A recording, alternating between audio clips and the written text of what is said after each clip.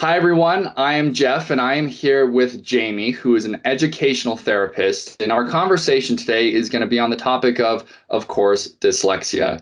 So, Jamie, if I could just have you introduce yourself and tell us a little bit about who you are and what you do. Great. Yeah. Thanks so much for having me, Jeff. I'm super excited to be here. My name is Jamie Baker, and I am a homeschooling mom first and foremost to my 4 kiddos. And I'm also an educational therapist under the National Institute for Learning Development.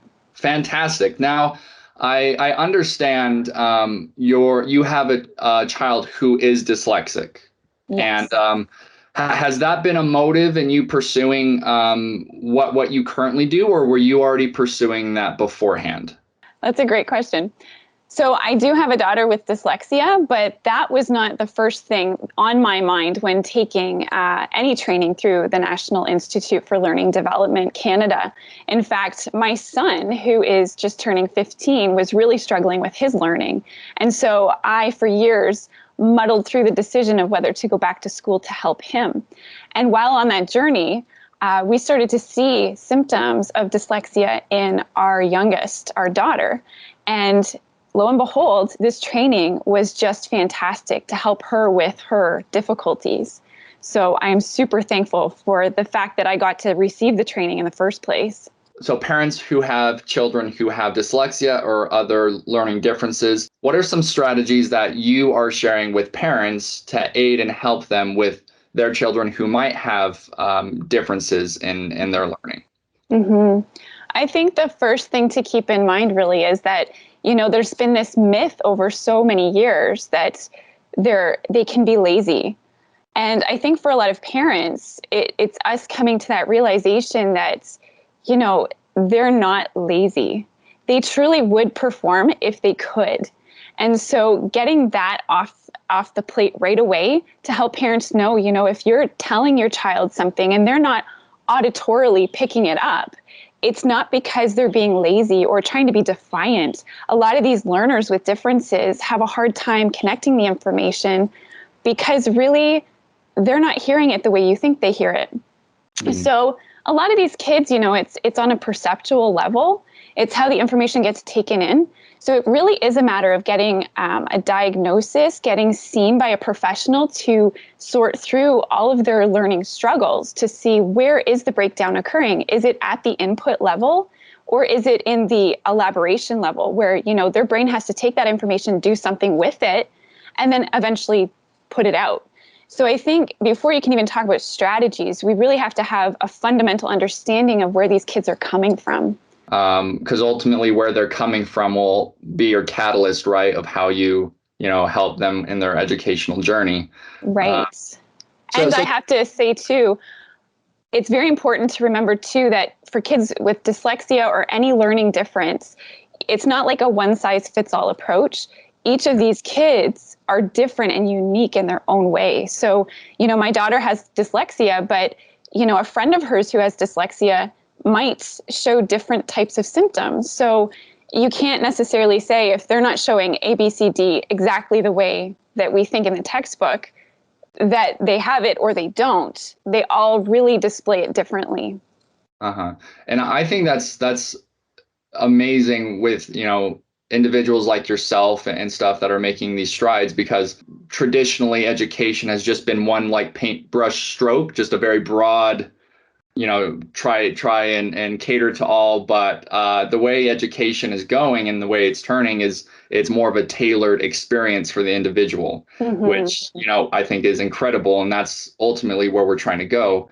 But tell me more about brain changing intervention. That's a little bit new to me. So could you tell me a little bit about that? Definitely. So this is where I'm super passionate, being able to change the brain, because we know that the brain has plasticity. It means that it can change from a state where it's not taking information in and it can't do the jobs that are being required of it to eventually being able to do that. And what we're doing is we're creating neurological pathways. And we do that by really recognizing that it's not so much the outcome of a task that we ask a child to do, but it's the process. So in the type of work that I do, I really work with the kids specifically on their area of struggle, but we use their strengths to work on those deficit areas. And what happens is the more we practice together, and it's a very tailored intervention. Like I said, every kid's different. So I can't just say, well, I'm going to use the same program for every single unique learner. We tailor it to meet their needs. And so as we do that, we rehearse the different areas very specifically. Then what happens is the brain is able to take slowly in that information and be able to work with it, understand through strategy works that they can do this. So this is something that I have seen really change lives. One of my students actually has decided that instead of college, she thought she could only do college. She's now decided that her brain has changed enough. She wants to go to university. Fantastic. Awesome. Thank you. Yeah. Now, all right. So now going over to the reader pen, I understand that you've had some breakthroughs with the reader pen with your own daughter. What has your experience been with that and the importance of the strategies and internet safety?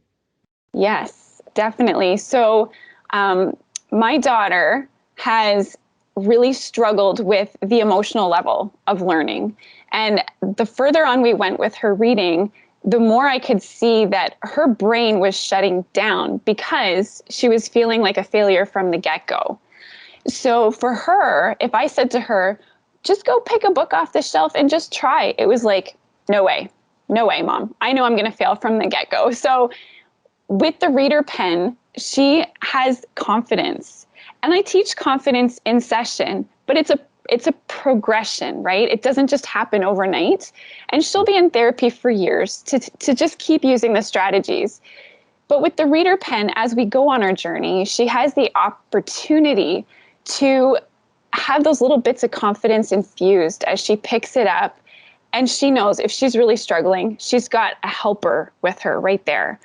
So if I'm doing dishes or I'm helping another student in her homeschooling, that confidence booster is what she needs to just physically go and pick up a book and try. So we do use strategies with it. I tell her the first thing we always have to do with the reader pen is we have to try the word before we scan it. I need her brain to make an attempt before, because so quickly we can just rely on the accommodation and not get the brain to change. And it needs that opportunity first. So first she'll try the word. She'll look for patterns, blends in a word, the beginning and the end of the word. She has to become a real detective. She learns about vowel teams. We even do something called morphology. Sounds like a big word, but what it means is that we're becoming detectives of words. Where do these words come from? What are they made up of? Is there meaning in these small parts of words? And if she still can't get it, then she'll scan the word. So she'll do that. And then as she gets better, I lengthen that list. So then it's like, before you scan it this time, I want you to go through the first 2 steps. And then I want you to try spelling it, because with dyslexia, often kids will start sometimes in the middle of the word. Sometimes they'll want to start reading it at the end of the word. So getting her brain to sequence the letters. And then eventually we go through more and more, and the strategies continue. So, I want her to guess too. What do you think the word could be? Because that's showing me emotionally that she's not so scared by the process. She's willing to actually try. And so she'll go through and then she'll scan it. And then it's a check method for her. It's like, okay, well, were you close? Were you able to get it? And if not, hey, let's not be afraid of mistakes. Mistakes teach us, right? So then it's obviously not just words, but we go into, I really want to touch on that idea of internet safety, because it really is becoming a huge problem for our society. In today's day and age, it's more crucial than ever that we're training our children in media safety. We have teachers reporting that cyberbullying is their #1 concern in their classrooms. And 52% of parents are worried that their children will be bullied, So it's through texting, it's through social groups online. And, one of the things that hit me the hardest was that because of the social isolation due to COVID, devices used during the pandemic, there's been an influx of sharing selfies that are not appropriate and Yeah. very explicit messages between teens and other people. So, when we have the reader pen, it's so nice for a parent because you want to talk about emotional. We get emotional when we feel like we're trying to educate our kids. We're trying to help them learn. But what's happening really is we're introducing them into a realm that their brains are physically not ready for sometimes to make wise decisions. So my reader pen, it's not connected to Wi-Fi. I feel good knowing that my daughter can use this brilliant technology, and I don't have to worry about cyberbullying, predators, phishing scams, all that. So it really is, it's nice for her. It's nice for me. It's a good fit. All right. So the next question I have for you is about reading culture. And as a person working in education, what have you seen with reading culture? So yeah, reading culture, I think, really starts in the home. And that's it can feel like a big pressure for parents, I think, because here their children are at school a lot of the day, even teens, right? How do you start a reading culture when they're already in high school? Yeah. But I think it's about making it simple, starting small. And when you think about culture, it's about, well, culture is about food and clothing and song and dance and rites of passage and daily routines. And it's very much the same thing when you talk about reading culture. It's something we need to experience every day. It's about socializing in it. And it's about having somebody with you who can teach you along the way how to enjoy reading, how to respect a book, how to even just think through what it is that you're reading. So culture can start at home, and this is something that's helpful for kids with ADHD, kids with sensory issues. But my big focus really is kids with dyslexia, because we want them to not be fearful of words and letters and reading. We want them to take it in and say, hey, I'm able to change my thinking and maybe my choices, and to be able to empathize with other people through the stories they read. So I think one of the things that I really recommend is to be positive. Parents at home, be positive. You need to say things like, I just read a really cool sentence. It doesn't mean you have to be a reader yourself reading, classic books. But I think so often kids can hear us say something like, oh, I was at work and I just had to read this, horrible, huge report. It was awful. Well, guess what they take in? I had to read and it was awful. They don't think about what kind of reading it was, And I think for them to, get them involved in getting out to the library. They don't have to pick out 25 books and read them all that night, but to just sit down and pick one at a time. Sometimes kids too, when they read, it's like my one son, he wants to read on his back, on his belly, upside down on a chair. Let them be comfortable where they want to read. And that's, I think, applicable for classrooms too. I don't think we have to be sitting at our desk and book in hand. I think it's really good to take into consideration the unique characteristics of each child. And it has to be natural. We don't want to be forcing books into kids' hands when it's their most tired time of the day. Yeah. And one thing that I tell parents and even educators is be real. You want to pick up books that you're interested in and model it to the kids because they're watching. And you know how it is. You've learned probably yourself, right, Jeff, from somebody who's been passionate about what they're doing. Yeah. So I'm not saying fake it, but if you're going to read in front of your kids, you want to pick up books that you're actually interested in. And it can't, you don't have to be just in a thick textbook, or even if it's a information letter, or a pamphlet. They're seeing you physically reading. Yeah. And I think that goes to show too that, we've got to get off the phones, because often our kids, we think, hey, I'm an adult, I'm reading. But what they see is more screen time. Yeah. And I think also in conjunction with the phones, I mean, you might very well be reading, right? But also on that phone is the endless limit of distractions. You know, when you're reading a book, it's tangible, right? It's yes, that's all that's there. But when you're reading something digitally, that's, you know, the phone is tangible, but all the information is, you know, is not tangible, you know, and all of a sudden you might get a notification on Instagram or Snapchat, you know, whatever. So I think yes, I totally agree. Like I know when I've tried to read on my phone, I don't think I've ever made it through a few paragraphs or anything without my phone buzzing or something to distract me and pull me out of that world that I was reading, right? exactly. And I think it's good for us to realize too that our brains actually are less stressed when we're reading from paper. You know, Yeah. there's some studies that have been done where they're showing that there are higher levels of stress and tiredness when tasks are taken on a computer. And so if our kids and teens, or even if you're a grown-up and you're struggling with reading, try to remember that, you know, your brain's already struggling. It's already having a hard time. Don't give it more to have to fight through. Pick up a book, something with paper. I think support isn't just a nice supplement, right? I think it's more of a necessity. Would you agree?